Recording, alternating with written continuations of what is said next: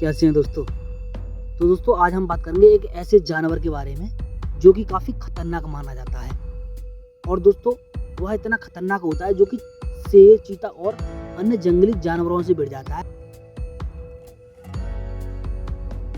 तो वह काफ़ी खतरनाक माना जाता है। उसका विशाल शरीर है जो कि काफ़ी गठीला होता है और यदि वह गुस्से में हो और यदि आपकी वैन या किसी गाड़ी आप सामने आया है तो वह उसे पलटने की भी ताकत रखता है। वह इतना ही खतरनाक माना जाता है। दोस्तों हम बात कर रहे हैं एक सांड की जो कि इंडिया में पाया जाता है, जिसे दोस्तों भारतीय बाइसन के रूप में जाना जाता है। यह ज़्यादातर दोस्तों दक्षिणी एशिया और दक्षिणी पूर्व एशिया के मूल निवासी हैं और यह वहीं पर अपना गुजारा करते हैं और वहीं पर यह ज़्यादातर पाए जाते हैं। तो दोस्तों यह जंगली मवेशियों में सबसे बड़ी प्रजाति मानी जाती है।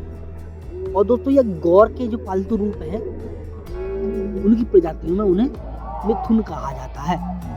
तो दोस्तों हिंदी भाषा में गौर का अर्थ है गोरी चमड़ी वाला, गोरा या सफेद।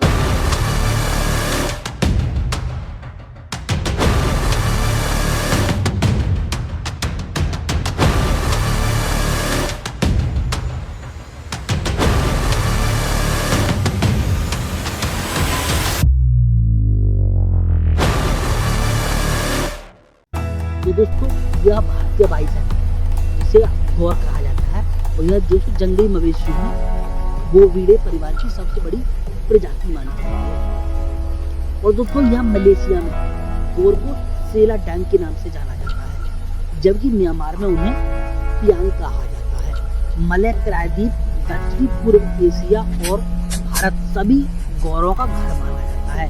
यह वहीं पर ज्यादातर पाए जाते हैं। तो दोस्तों इन गौरों के लिए जो ये सांड है इनके लिए इनके रहने का स्थान जंगल होता है, जो कि ज़्यादातर सदाबहार वन, अर्ध सदाबहार वन और पर्णपाती वनों में ज़्यादातर पाए जाते हैं। तो दोस्तों एक संस्था है IUCN जिसने इसे कमजोर प्रजाति के रूप में सूचीबद्ध किया है, जो कि आगे चलकर समाप्त भी हो सकती है, विलुप्त भी हो सकती हैं।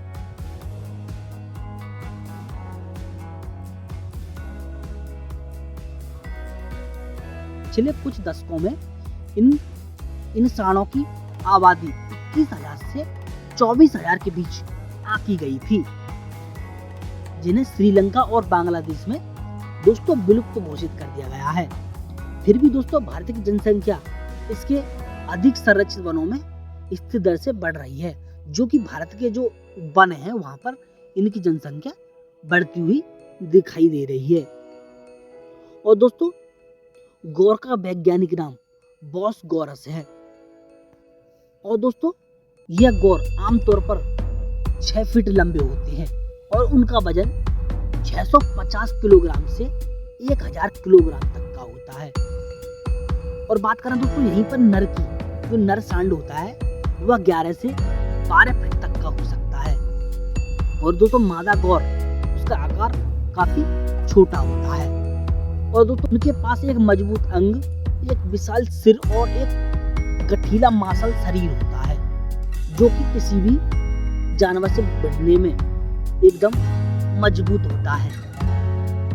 इनके शरीर का रंग या तो लाल, भूरा या काला होता है। जो इनके अंग होते हैं उनका रंग पीला होता है।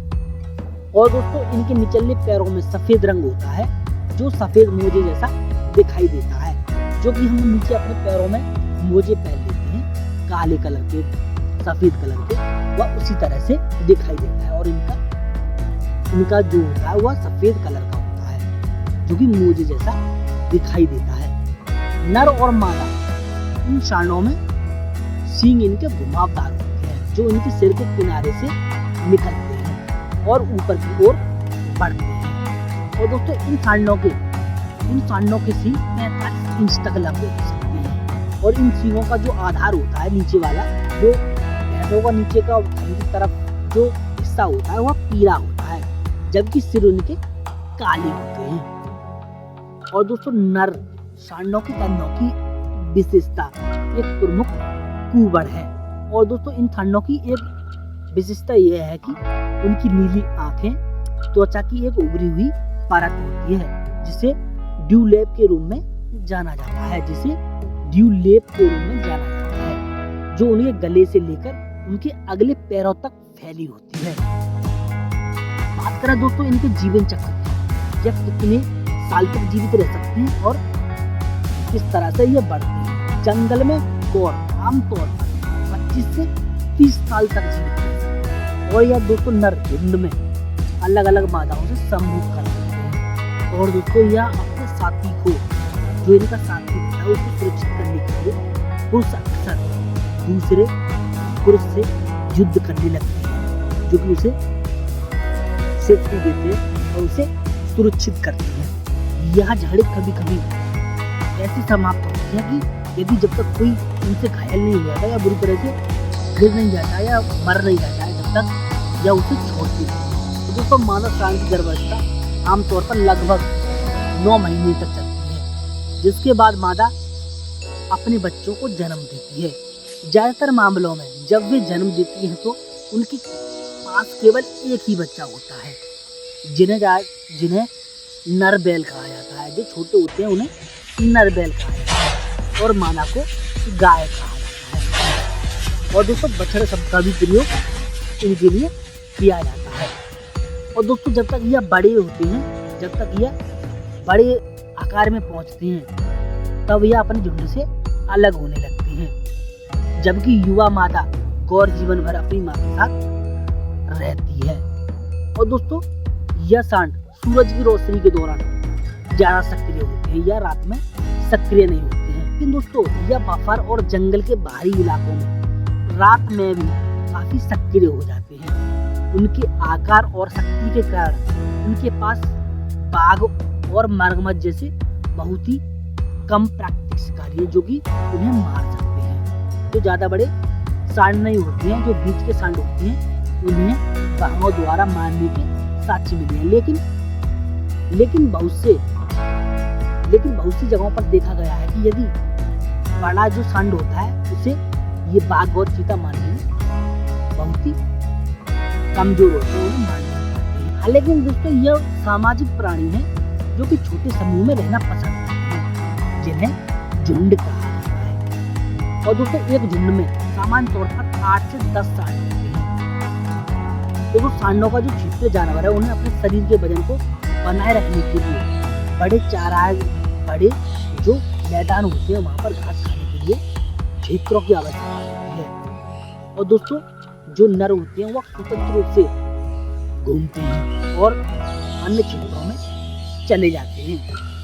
और दोस्तों वहां पर अक्सर छिपके लड़ाई होती रहती है, एक दूसरे से वह लड़ते रहते हैं। और दोस्तों सांड संवाद करने के लिए विभिन्न प्रकार की आवाजों का प्रयोग करते हैं। यदि समूह में यदि खतरे की आशंका होती है तो वह आवाज निकालना शुरू कर देते हैं और घुर्राहट जैसी आवाज निकालने शुरू कर देते हैं, जिससे कि उन्हें पता चल जाता है कि कोई खतरा होने वाला है और उससे वह सचेत हो सकते हैं। और दोस्तों यह काफी खतरनाक माने जाते हैं। घोर के जो सींग होते हैं वह काफी खतरनाक चोट पहुंचा सकते हैं। वे अक्सर बिना किसी उकसावे के भी हमला कर देते हैं। वह अचानक यदि आप सीधे सीधे जा रहे हैं वह अचानक से आप पर भी हमला कर सकते हैं।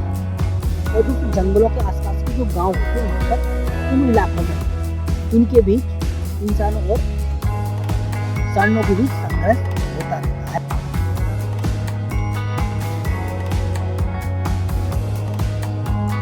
तो दोस्तों यह बहुत शाकाहारी है, जिसका मतलब है दोस्तों ये घासें खाते हैं, ये पत्तियां पौधे खाते हैं, ये इन्हीं चीजों को खाकर रहते हैं। और दोस्तों इसके अलावा यह तने फूल और फल भी खाते हैं। तो दोस्तों मैं उम्मीद करता हूँ आपको पता चल गया होगा जानवरों की सबसे खतरनाक नस्ल के बारे में, जो कि काफी खतरनाक मानी जाती है।